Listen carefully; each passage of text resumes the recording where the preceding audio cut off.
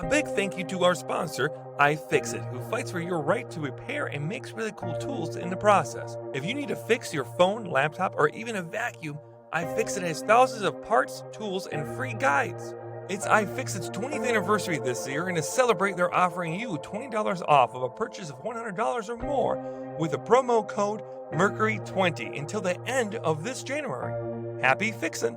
Mercury Stardust. She's a beacon of hope in the darkest night. Mercury Stardust. She'll teach you how to make it all alright. Hey there, hi, my name is Mercury, and I'm the trans Handy Ma'am. My pronouns are she, her, and I teach compassionate DIY. We're here to help renters, LGBTQIA members, and anyone who's feeling left out in the DIY space. Hey guys, gals, and non-binary pals. Thank you for tuning in to this episode of the Handy Ma'am Hotline. As always, I am joined by the wonderful Maggie Conrad. Happy New Year. Yeah! Oh my God, Maggie, you're amazing! Maggie, they're so into you this new year. How are you doing, Maggie? I'm good. I'm happy to be back. It was, it's the holidays and I'm a mom, and so it was a little crazy. Yeah. But, I love making that holiday magic for the little guy. Yeah. And then, going back to normal life and being a human being again. Yeah. For those who do not know, Maggie is a wonderful mother to an amazing child. And I love him very much. And he loves you. Yeah. Little Izzy is just, every time he sees me, he's always just like, I don't know. Am I like his fairy godmother? He's like enamored with you. Because he'll list off our family members and he'll say like Nana, Baba, Mercury, Aunt Lala. I think next year for Christmas, what we should do is I should show up as with a Santa Claus outfit on, and I will, like, in the middle of the night, I will break into your home, and I will put presents underneath the Christmas tree, and we can set it up with Izzy just happens to be walking into the other room, and there I am eating some cookies and milk. Oh my God, he would lose. Yeah, his that would be shit. so funny. Also, I just really want an excuse to buy a really cute Santa outfit. I actually have one, ironically enough. I have like a little Mrs. Claus outfit. She's the real star of the show. Oh yeah, she's doing so much work. She's doing taxes for him probably. Yeah, I bet it. Maggie, are you ready to answer some cues? Yeah, let's do it. Let's answer those cues. Hello, my name is Lee. My pronouns are they, them. So my partner and I live in a little apartment, and our oven has a glass door. Now, the glass has come detached from the oven door, and we have no idea how to fix it. The glass is still being held on by the handles, but the oven's not retaining heat as well as we would like it to. So we were wondering, what is a quick DIY workaround? Because maintenance told us we should just ask for a new stove. I have 2 cats, and I feel like that would be really distressing for my poor fur babies to have to deal with that. So just what is the best quick fix? Because there's got to be a better way than just leaving the oven door hanging off by itself. Thank you so much and have a wonderful day. Bye-bye. Thank you, Lee, for calling in. That's a really wonderful question because it gives me an opportunity to talk about how to find these answers. Mm-hmm. Okay, so all of these ovens, appliances, dishwashers, washers, dryers, all this stuff, right? All of them will have a model and a part number somewhere on like a serial number, right? I contacted Lee. I reached back out to Lee and I text them back and forth, and I got the model number and the design. It's a Amana makes a specific oven, so it's called Amana. I don't know how to actually say it. Amana. Yeah, Amana? I have one of those. Is it Amana? Okay, Yeah, I think- boy. I'm so good with words, I don't Maggie. know. I'm just making it up too. I'm so good with words. But they also sent me a picture of the actual serial number and everything on it, and also the model number. And I Googled that. I took that number with the name of the company, and I added it to Google to find the manual. Yeah. Once I found the manual, then I could find how the door itself comes off, and then I could double check everything. And basically, it was just making sure all the specs were going to line up and all that stuff. So the next part of it was going to make sense. And the good thing is it all lines up. This is all stuff that's possible to do. The things I'm going to tell you actually could work for this oven. And I already sent this over to Lee, and I hope Lee is listening to this and the problem is already solved, or they're on the way to solve it, hopefully. But that being said, what we found is that you can detach this oven door fairly easy. The manual will tell you exactly how to do that. It does a step-by-step. I think there's like 8 steps of how to do it. It shows you exactly how to do it in there. And it works out pretty good. Once you take that oven door off, there's 2 things you could do. A, you don't need to replace the whole stupid oven. Most apartment complexes or property management companies will have one specific brand of ovens and fridges that they go with, right?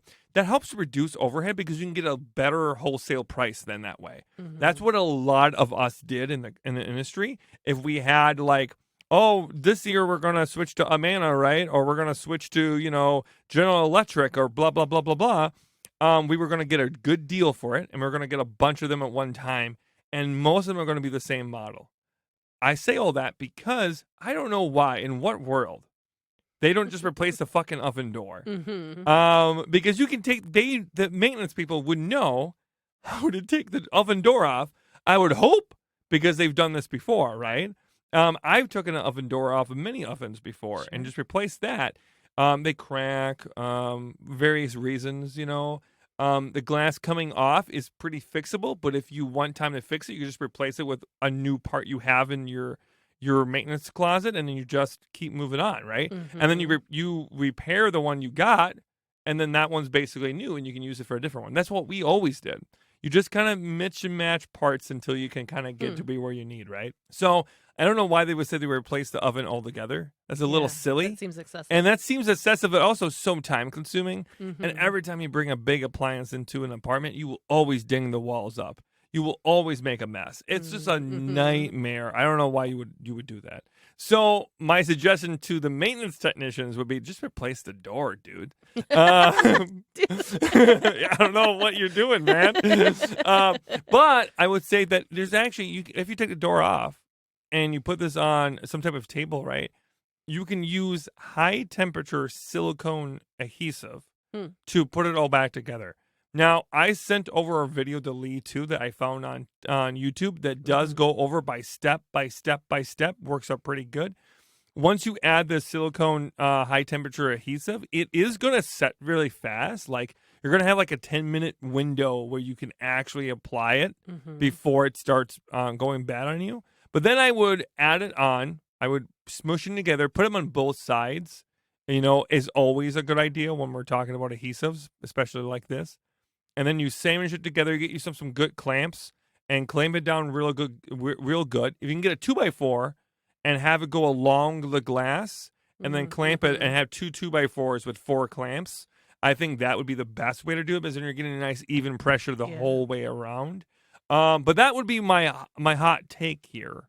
Does all that make sense, Maggie? Yeah, for sure. And I don't, like you said, I don't know why they wouldn't just think of that to begin with, but I think that, like you said, that even just fixing the door itself with, that silicone that you mentioned makes a lot of sense. Cause I mean, I'm not a maintenance person. I know that you can replace an oven door.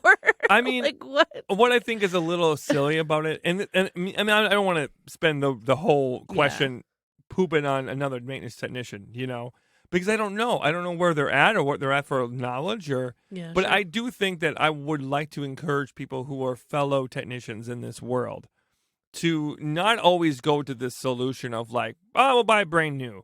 Because like, I don't know, you're missing a huge opportunity. This is how you kill your budget for the whole year, right? This is we just started 2023, right? A new appliance right out of the gate.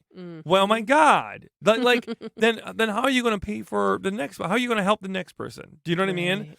And you got to think that way too. Like, yes, a new appliance whenever possible is good. That's a good thing. But then you don't have that for someone who's in more need, right? Oh, sure. Because as a technician, we are not given a full deck of cards. We're given 40 cards. And we got to hope that those 12 cards that we don't have are the ones that are not called, right? We just got to pray no one wants a like heart of spades. We got to pray because we were never given that one. Yeah. So if someone needs that one, would you like a heart of clubs? That's all Mhm. I got. So we got to think about it in that terms. So as a technician, I think that is kind of like, I don't want to say amateur, but I do think that is kind of like a inexperienced Yeah. thing to say. Because I do think that would come back to haunt you later in your quarterly budget. As much as I hate talking about in those terms, but that's how Yeah. maintenance technicians are required to, because we're so much held accountable by the property management companies about how we go about these things. Hmm. It's fascinating when you peek behind the curtain. Yeah, I didn't It's never realize nice. that there was so much, obviously now that I think about it, but so much with the budget and like making sure that you Always. have the materials and whatever appliances that you need. Yeah, I would say it would be worth it to walk into the apartment. And also, I have a sneaking suspicion they never actually looked at the problem. I have a sneaking Mhm. suspicion they never actually walked into the apartment and took a look. Yeah. Either this was a phone call conversation or a text conversation, and they never actually saw the darn thing. Because if they did, I would think they could probably just take the door off right there and then go to their workshop, add the glue, and then wait a day and bring it back the next day. Yeah. To me, it's like a 40-minute job, not even. Hmm. If you've done it before, maybe a 30-minute job. If you've never done it before, maybe an hour and a half, but it's worth learning, Yeah. Yeah, it's a very interesting thing when we talk about these little nuances. But Lee, all the power to you. I hope your fur babies are good. And I hope they don't have to bring you a new oven. And if they do, maybe there's another reason. Maybe the oven was just out of date anyways. Another part of this that could be that I never actually mentioned is that maybe this oven was already on their list to replace. That's true. another thing to think about. I don't want to be, I'm kind of ashamed. I never thought about that earlier. That could be another angle where, as someone who worked in the industry for a hot minute, right? What we would do, we would have a list of all the model numbers of models we were trying to get rid of. Oh, really? And as we went along, if we were in there replacing a drywall or door or something, we would often go, that oven could probably go, and then just replace the oven and then have a brand new oven going into, whatever. So that could be another reason where they're like, we'll just give you a new one. Yeah. You know what I maybe mean? it's just time anyway. So maybe there's that question. And then I would say that if you are a pet owner, I would say if you're living in an apartment, it's always good to have your creatures crate trained, right? Like both of my cats, one of my cats is really good with a crate. Like we'll walk up to the crate and we just hit the back of it, and Nitro will just walk right in, Aw. and he doesn't worry about it at all. Apollo is a beast, but he has one specific bathroom he's always okay with. So we just put him in that bathroom when a maintenance technician comes over, and he's usually pretty good. Yeah. But it is stressful. It's always stressful to have a big, ginormous thing like an oven to come in and out of your home. Yeah. But sometimes that is kind of the only route we can take. So I hope that is a thorough, well thought out answer, and I hope that it helps you. I send you all my love. Mwah! Hi, my name is Suzanne. I have two questions, but I understand if you can only answer one. My first question is I would love to see a demonstration on how to install a home bidet. And second, my question is I have a popcorn ceiling in my rental unit, which belongs to a family member. And I am just wondering, do I need to worry about removing that, the safety of removing that? I get a lot of mixed answers when I'm searching online, and I don't know how you would go about getting it tested for asbestos and the cost of something like that. So those are my questions.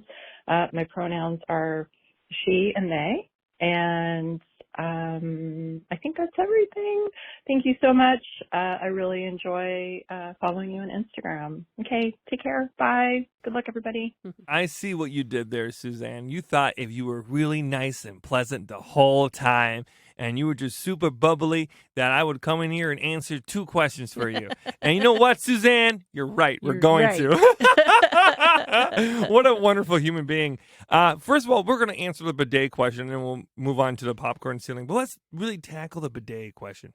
Good thing is, for you, Suzanne, we actually have a video on how to do a bidet that's already on my TikTok and my Instagram.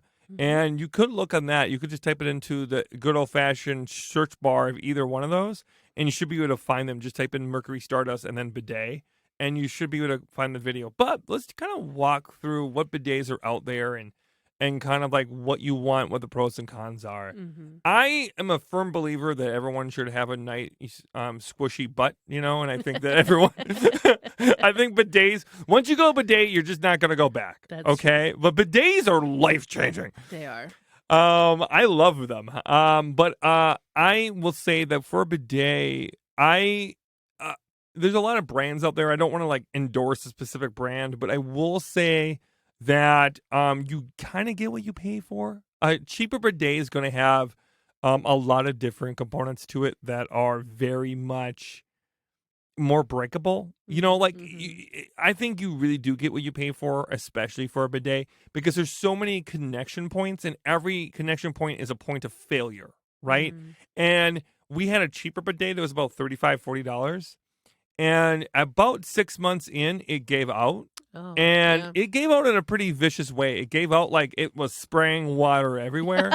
And I thought I messed something up. But no, it's just the under part of it is what just cracked. You know what I mean? Like, maybe a cat jumped on it the wrong way. Maybe you leaned on it in a little bit different way. But honestly, it's it's right next to your butt.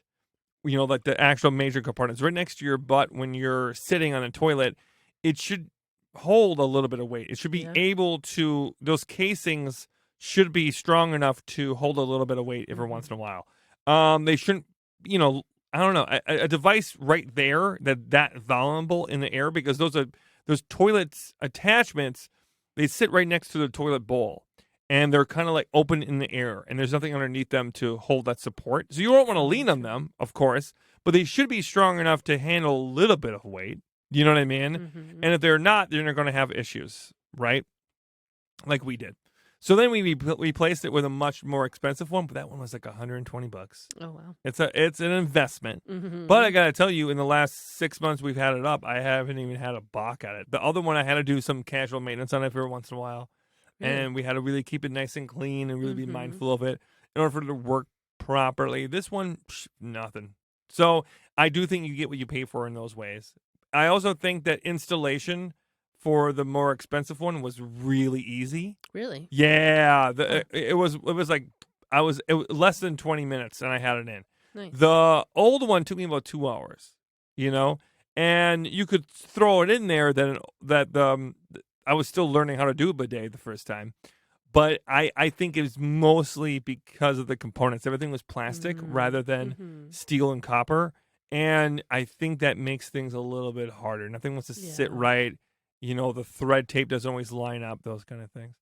So the things you want to think about is, do you want a hot water bidet or a cold water bidet? Because a hot water bidet is going to need access to a sink, right? Not all of them. Some of them have a self-heating system. I stay away from that. Anything that's electronic based, stay away from it. Way more. I don't know how I would feel about that. Well, I mean, there's some toilets that are electronic based that have no problem, But I think I honestly think that for a bidet, for how much they cost and et cetera, I don't think you want more points of failure, and I don't really think you want electronic components to worry about, because right next to the water and other things that could go around, and a lot of people who are calling us and listing us are renters. I just stay away from electronic bidets. Use a sink if you're able to, or cold water is fine. It always seems scary, but most of the water that's coming out of your toilet's at 50 degrees. It's not like 10 degrees. Cold water one. Yeah, cold water ones you don't really notice. I mean, we have a hot water bidet. Never use it. I only ever use the cold water. I wish we just went with that. So like you always think it's going to be a little bit uncomfortable, but it's really not. You get used to it. And the ones that could change pressure are the best, because they you can make sure it's not like too hard on your butthole and those kind of things.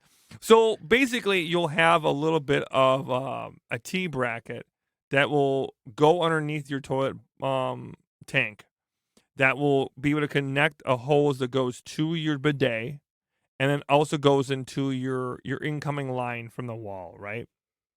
And that incoming line is usually just hooked right up to your tank otherwise, but now you're just going to disconnect it and add that T bracket, and then that you'll have a tube that will go from the T bracket right to your wonderful little bidet.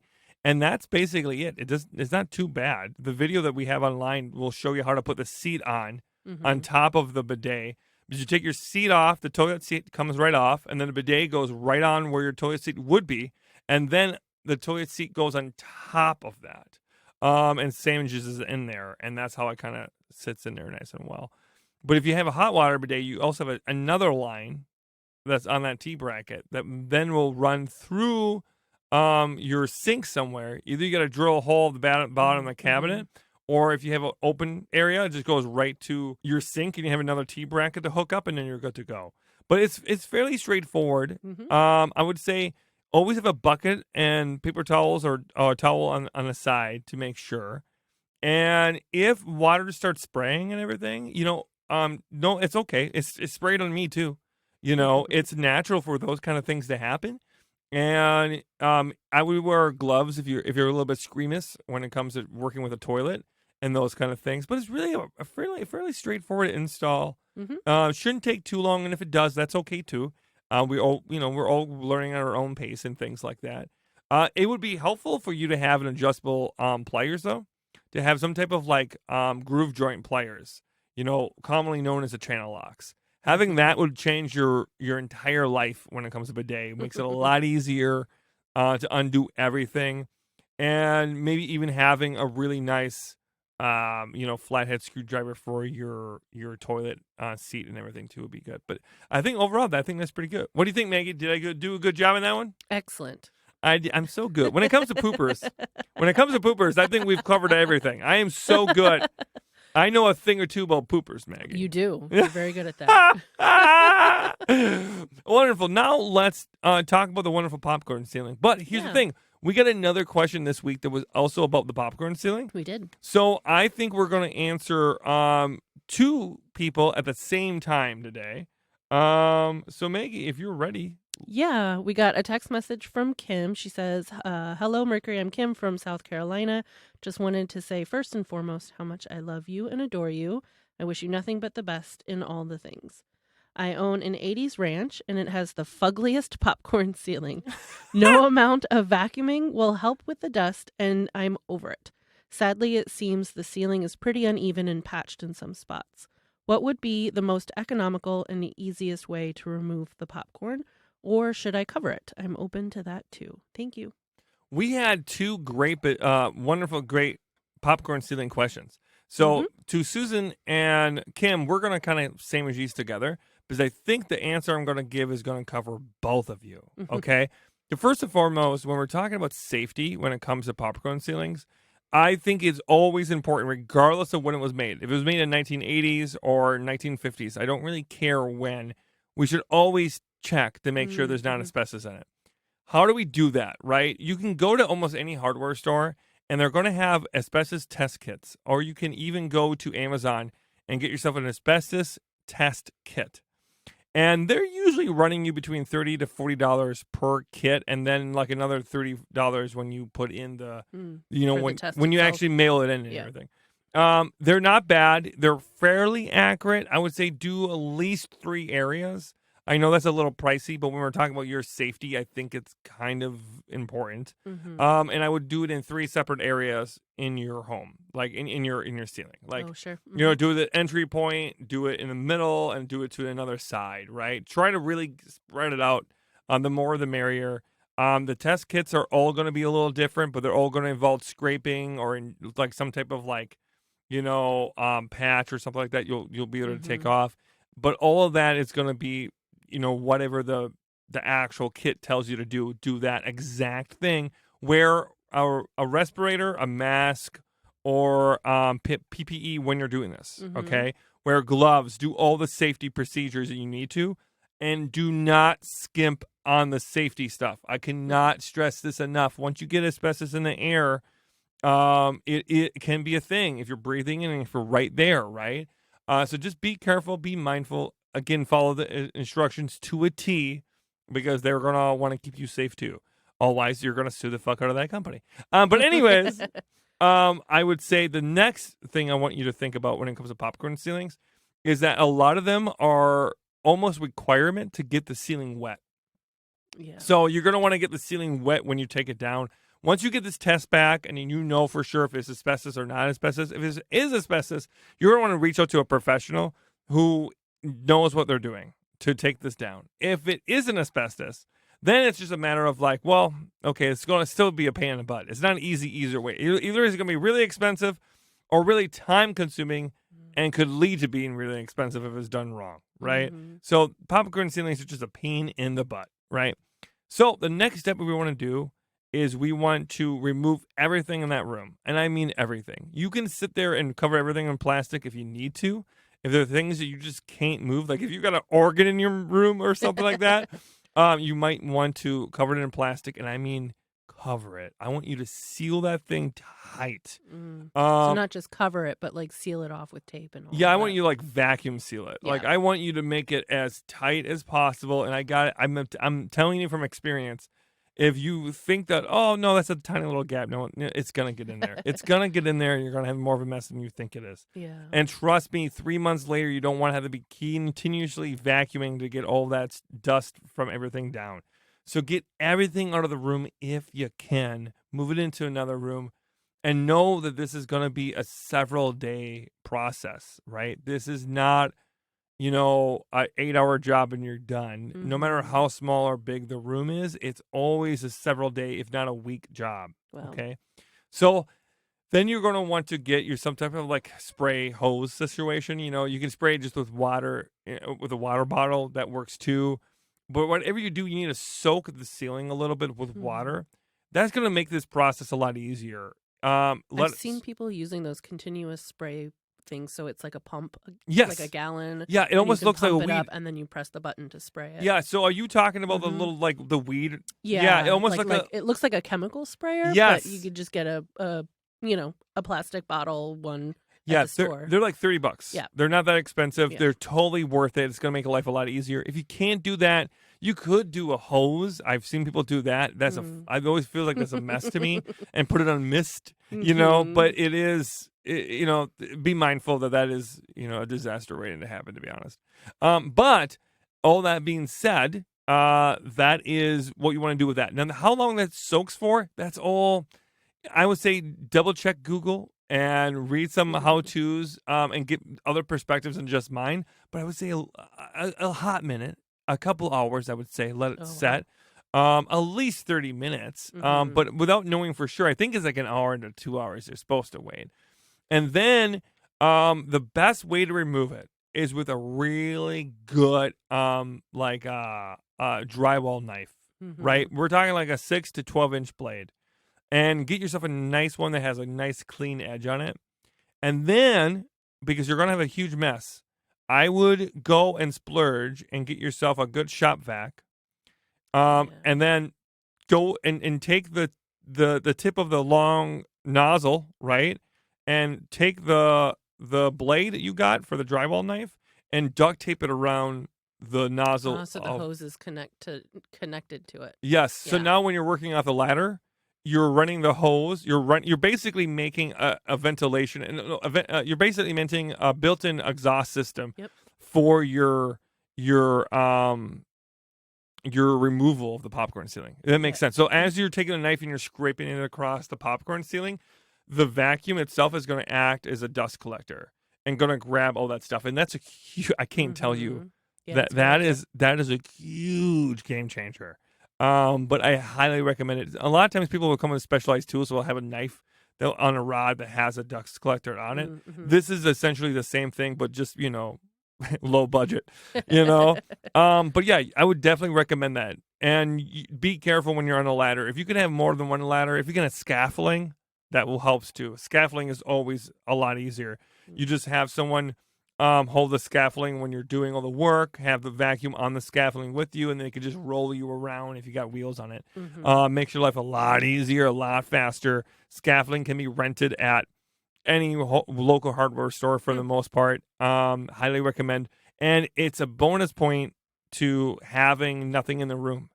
So if nothing's in a room, you can get stuff done even faster. The more you plan ahead with popcorn ceiling removal, the faster and easier and less stressful it's going to be for you. If that all makes sense. Yeah. You know? That was very thorough. It's very stressful to do popcorn sealing. Yeah. But the more you plan ahead, you can remove all that in 5-6 hours. You can do it. You can do it. You just need to have all the right equipment and then having a good support system and people with you, you know? And I would say don't be like Mercury and take breaks in between. Just keep going. I'm serious. Because, like, there's nothing worse than when you're doing popcorn stealing and then you're like, oh, I want to go eat. Well, you should have ate before. Oh. Yes. Because you're covered in it. Yeah. You are covered in it, Maggie. And then once you get like all undone, You're not going to want to get, you're not gonna wanna It's go one of back those in things there. where you want to take a nice big meal beforehand. Make sure you have water and stuff, of course. Take care of yourself. But just know that, like, stopping will add on another 2 hours. Yeah. It is never easy to start back that project back up. So just be mindful of that. And I hope that's enough information for you. But I'm on fire today. I'm like fucking 3 for 3. I feel great about these answers. Light it up. Light it up. Way to start the new year. Woo, woo, woo. Hey, thanks for all that you do. I'm a homeowner, but I tend to follow renter-friendly hacks because they're way more cost-effective. So it's super helpful even for people who are extremely fortunate and are not renting. Okay, so I need some advice, which is, I'll be updating my space very slowly, and I do not know where to start. So I don't know, like, do you have advice for people that have never been able to update a space before at all? And kind of like how to get over the anxiety of putting in something that you may have to live with for a long time. I'm just completely frozen on even doing basic things. No, I'm not the only one. So, again, thanks for all you do. My name is Briggs, and my pronouns are they, them. Bye. Well, hi, Briggs. That's wonderful. They started so hot. They're like, hey. I feel like they just walked into a crowded room and just yelled at me.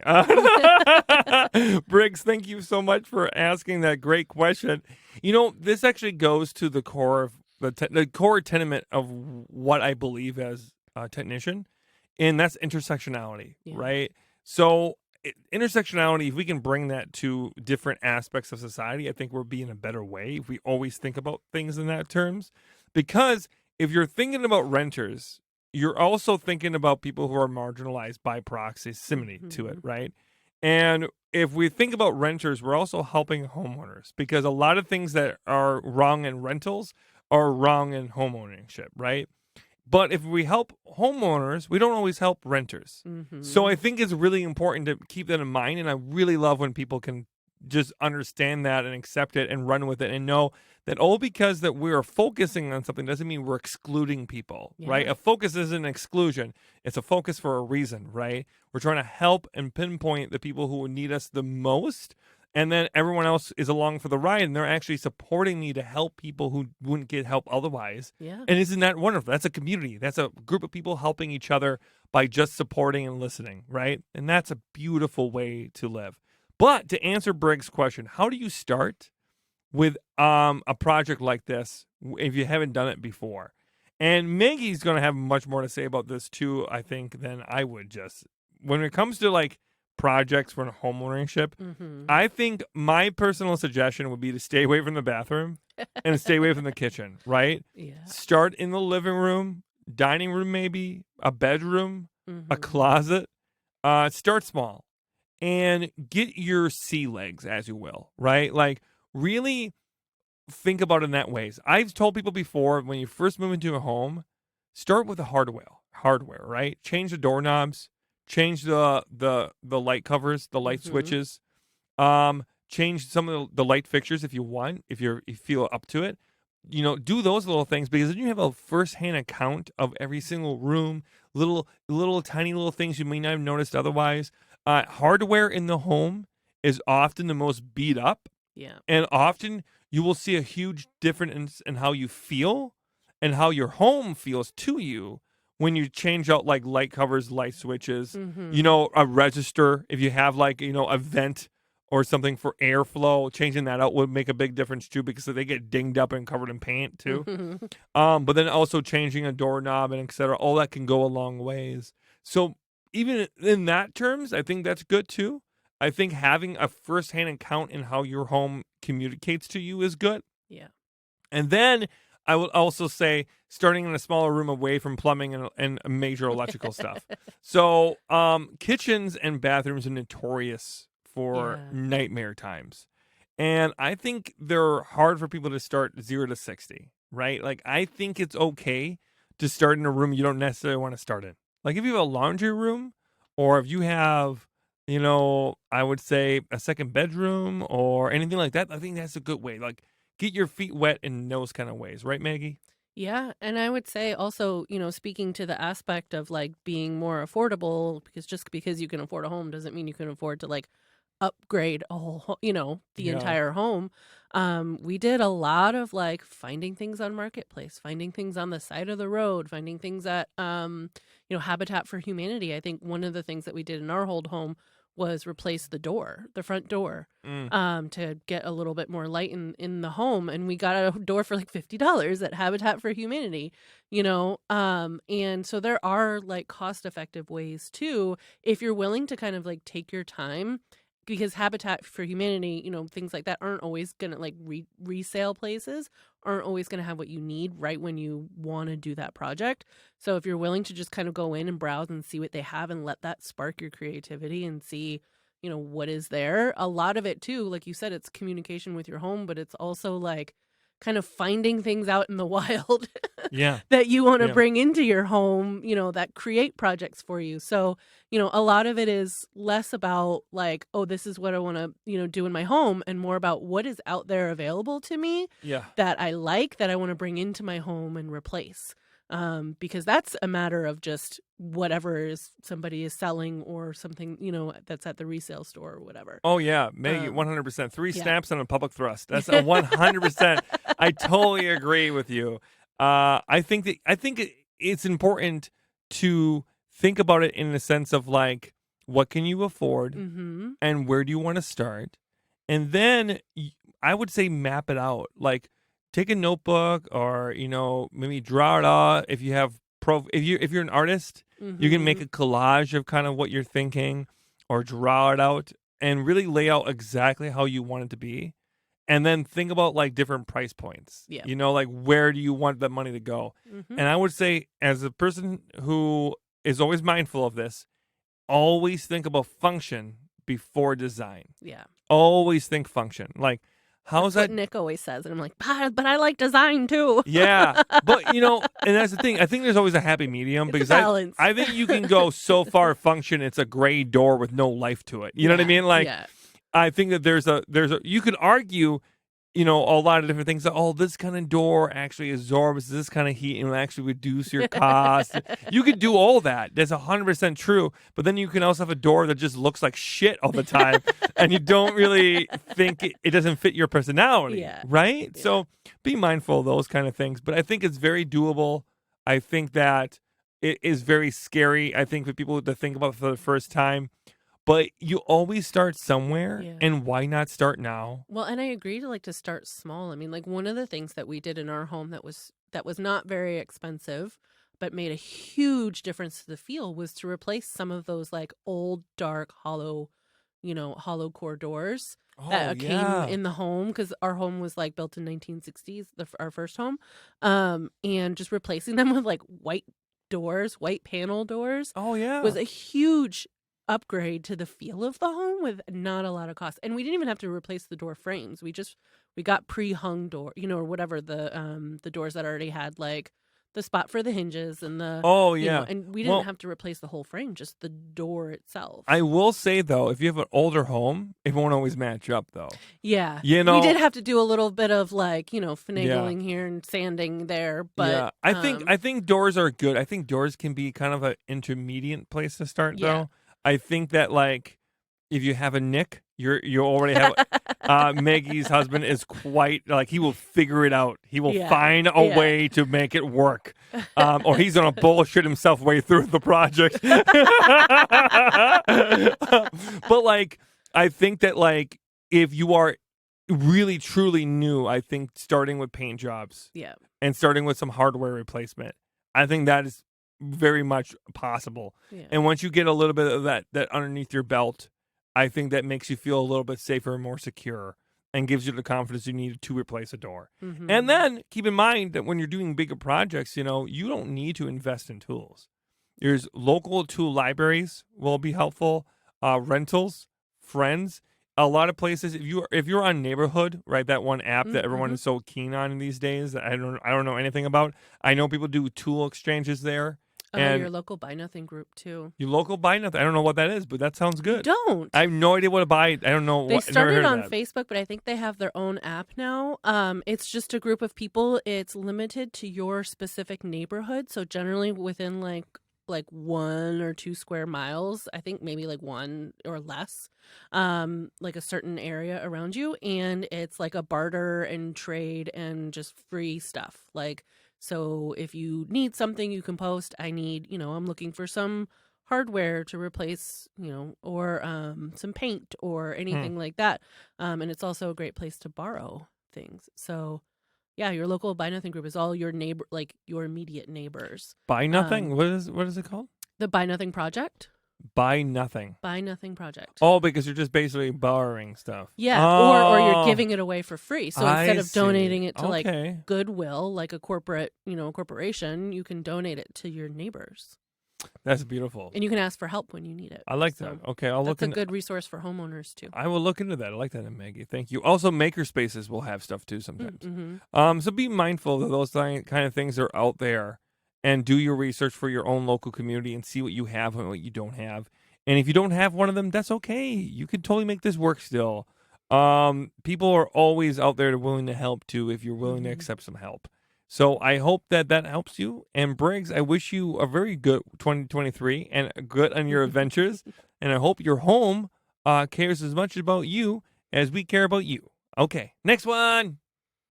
Okay, so we have another text message. Ooh. Hi, a question for your podcast. I live in a rental. It's an old home, over 100 years old.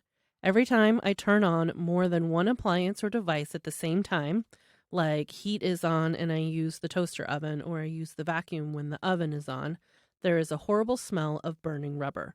These things can be on different circuits, and I still get the smell. No fuse blows. Is something wrong with the wiring? Will my apartment burn down? Thanks, Handy Ma'am, from Lisa.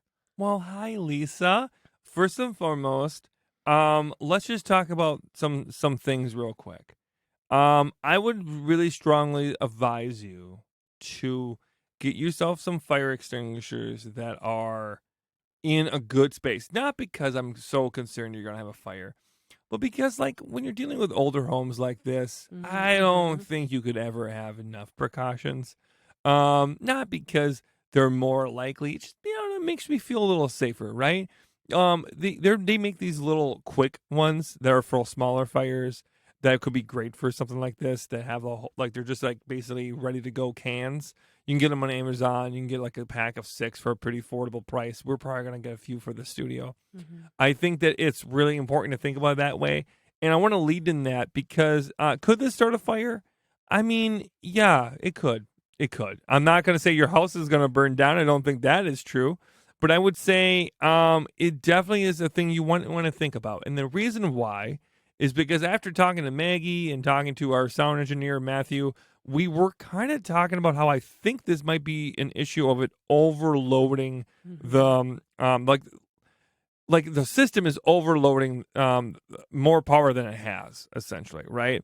So, for an example, let's think of electrical boxes and fuses as a sun, right? Like in outer space. As it ages, it's like a red dwarf. It's going to produce more heat, and it's going to be stronger, right? But as it ages, it's producing more than it's got, right? So therefore, it kind of dies out, right? That's essentially what is happening with a fuse or electrical box. It's going to produce more, but the outlet is not designed for more. Those cords are not designed for more. The plugs are not designed for more. So when you are working and you got an oven on and you got a toaster on, or you got an oven and Vacuum. a vacuum on, or whatever kind of interchangeable system you have here, those cords are getting a lot more energy than they're able to hold.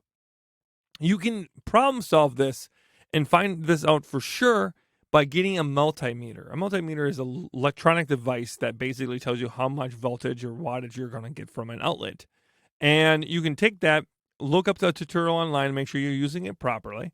I recommend a Milwaukee multimeter if you can. They're about $100 and some. You can get one. I think you can rent them out for a fair bit affordable price, but I don't know if that's true or not. And then you want to take it to the outlet and then just see how much voltage you're getting. And if you're getting, let's just say the standard home is at 120, your oven is going to be like a 208 or whatnot, maybe a little higher. But if your regular outlets are producing more than 120, if they're at 130, 135, hell, you'll feel it at 125 sometimes, right? Any more voltage than it can handle. The cords are usually rated for 120 and nothing more, right? So those cords are not designed, that like copper in there, that those wires are just not designed to hold that much voltage, that much energy going through them. So naturally, it's going to burn them up and really, that's the smelling. them. That's the smelling of rubber that I think you're smelling.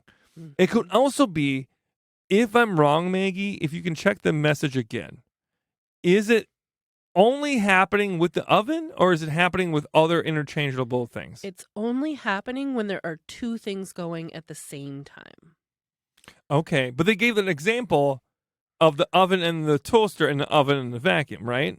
Oh, yeah, they did Yes. say the oven both times. So I don't know if it's oven specific. Okay, see, now that makes me concerned, because if it's... Oh, no, they said toaster oven. So, like, if the heater is on and they use the toaster oven, or if they use the vacuum and the regular oven is on. Okay, so it's two different ovens. Very interesting.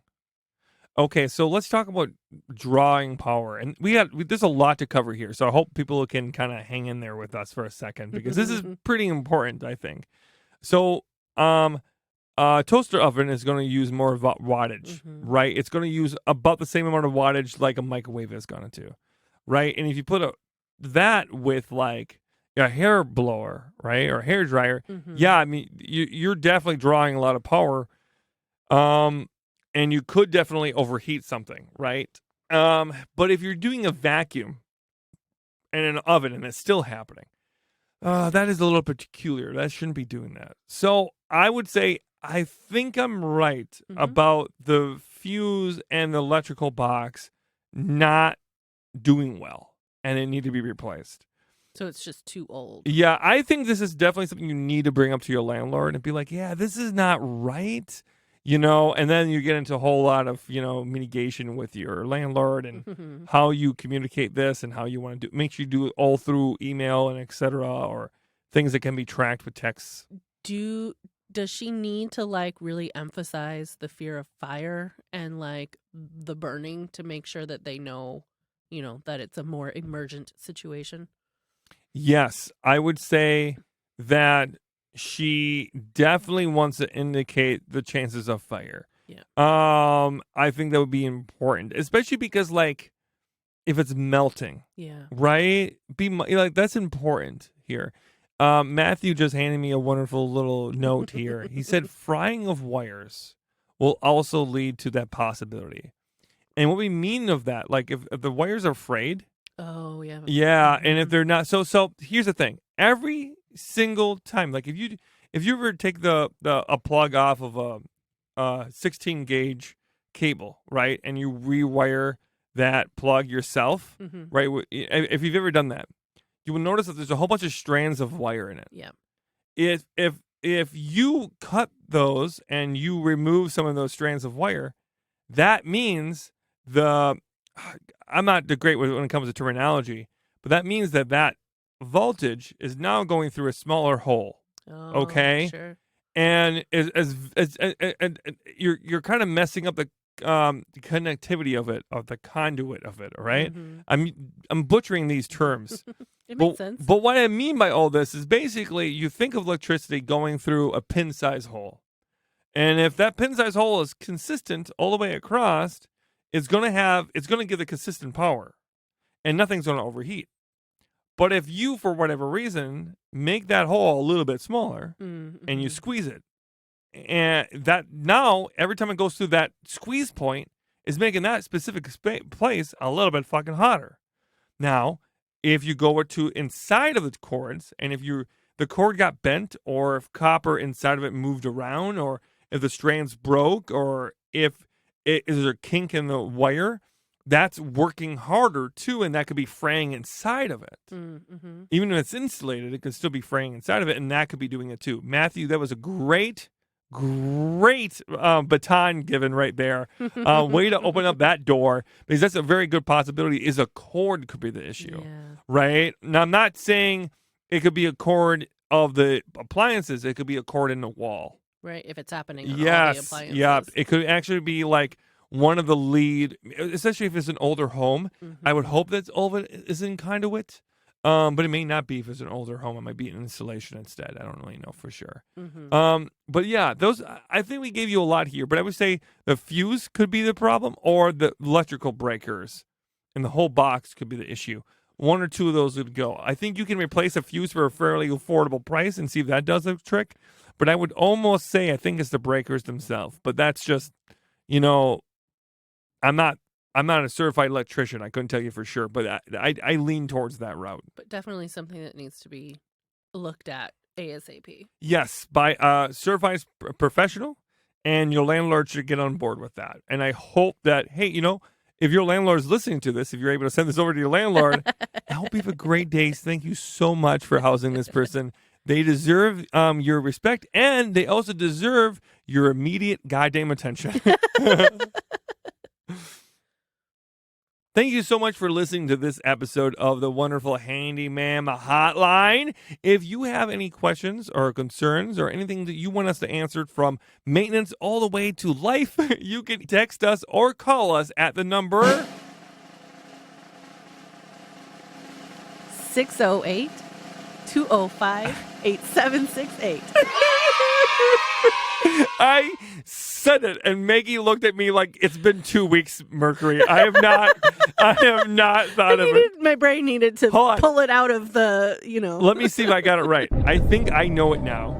I think I know it. We've been doing this for 2 months. Let me see if I know it. I think our number is 608-205-8768. Holy shit, Mercury just unlocked a new level. Things you'll learn every week, But that being, you can text us, you can call us. Please, if you have a question, please call us. You are way more likely to get your question answered if you call us. But if you are, you're full of anxiety and you got a lot of bees, you can absolutely text us instead, and we'll go through as many texts as possible. We are hiring on 2 new people, and hopefully we'll be able to keep in contact with people more and answer more questions, even off the podcast if we're able to. But boy, we get a lot of them. So please be patient. If you haven't had your question answered, hopefully we'll answer it soon. And until next time, remember, you're worth the time it takes to learn a new skill. Bye-bye. If you enjoyed this episode, please help us keep the pirate ship alive by supporting our sponsors, the wonderful iFixit. They fight for your right to repair and mix really cool tools in the process. If you need to fix your phone, laptop, or even a vacuum, iFixit has thousands of parts, tools, and free guides to make your life a little bit easier. It's iFixit's 20th anniversary, and to celebrate, they're offering you $20 off of a purchase of $100 or more with a promo code MERCURY20 through the end of this January. Happy fixin'! So grab your hammer and nails and paint your nails if you want to. You're worth the time it takes to be you. She'll teach you how to fix your house, how to fix it by yourself. The Trans Handy Ma'am Mercury Stardust. if you enjoyed this episode of the Handy Ma'am Hotline, you can listen to an even longer version by supporting us on Patreon. If you support us on Patreon, $10 or more, you'll be able to get an extra long 30 to 45-minute section every single week. Isn't that amazing? More of me and Maggie. Wow! So thank you so much for all those who already support us, and you too can support us and listen to more on our Patreon. Thank you. Bye-bye.